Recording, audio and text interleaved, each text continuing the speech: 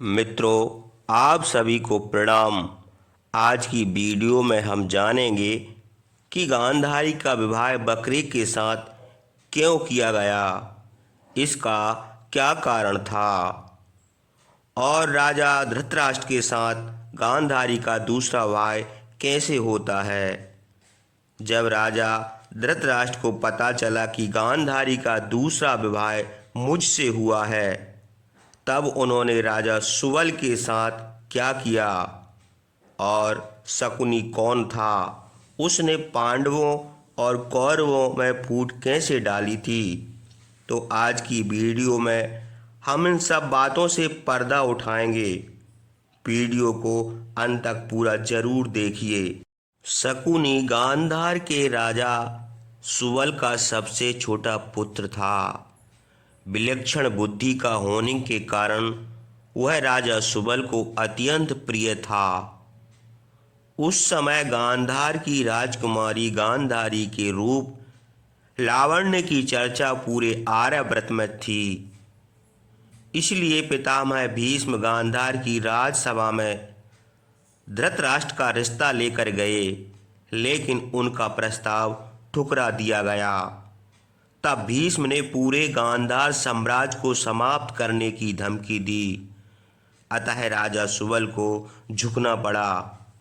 विवाह पर संकट होने के कारण गांधारी का पहला विवाह एक बकरे से करवाया गया था। बाद में उस बकरे की बलि दे दी गई, इसलिए गांधारी प्रतीक रूप में विधवा थी। बाद में उनका विवाह धृतराष्ट्र से हुआ। गांधारी के विधवा होने की बात जब महाराज धृतराष्ट्र को मालूम हुई तो वे बहुत क्रोधित हुए। सच बात न बताने के कारण परिवार सहित राजा सुबल को कारागार में डाल दिया गया।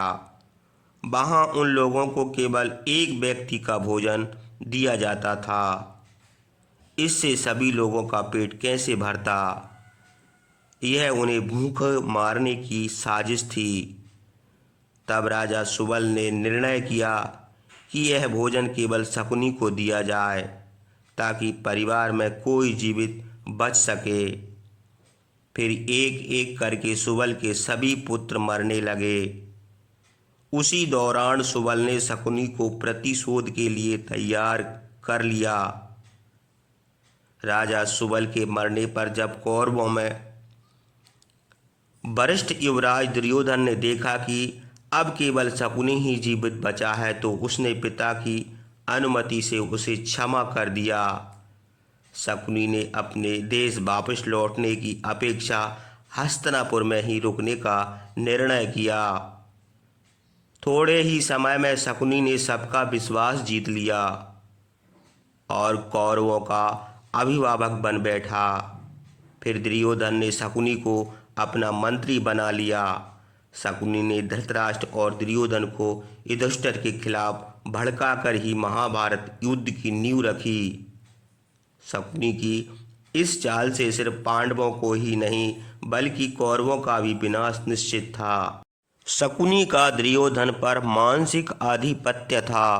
वह दुर्योधन को हस्तिनापुर का राजा बनते देखना चाहता था, ताकि दुर्योधन की सहायता से कुरुवंश का विनाश कर सके।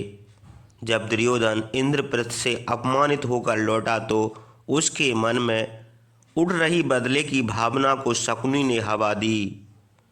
उसने इसी का फायदा उठाते हुए पांचों का खेल खेलने की योजना बनाई। शकुनी ने अपनी योजना दुर्योधन को बताई और कहा कि तुम उन्हें इस खेल में हराकर अपना बदला ले सकते हो, परंतु इसके लिए तुम्हें अपने पिता को राजी करना होगा। शकुनी एक पैर से लंगड़ा था, परंतु चौसर में अत्यंत प्रवीण था। उसकी चौसर की महारथ अथवा पांचों पर स्वामित्व के कारण वह जो अंक चाहता वही अंक पांचों पर आ जाते थे। एक तरह से उसने पांचों का सिद्ध कर लिया था। उसकी उंगलियों के घुमाव पर ही पांचों के अंक आते थे। दुर्योधन अपने पिता महाराज धृतराष्ट्र के पास पहुंचा और उन्हें पांडवों के चमत्कारी महल तथा द्रौपदी द्वारा किए गए व्यंग्य की बात बताई। यह सुनकर धृतराष्ट्र अत्यंत क्रोधित हो गए। इसका लाभ उठाते हुए दुर्योधन बोला, पिताजी, आपके और अपने अपमान का बदला लेने के लिए मैंने मामा शकुनी के साथ मिलकर एक योजना बनाई है। यदि हम युधिष्ठिर को जुआ खेलने के लिए आमंत्रित करें तो मुझे विश्वास है कि हम लोग उनका महल समेत सब कुछ हड़प लेंगे।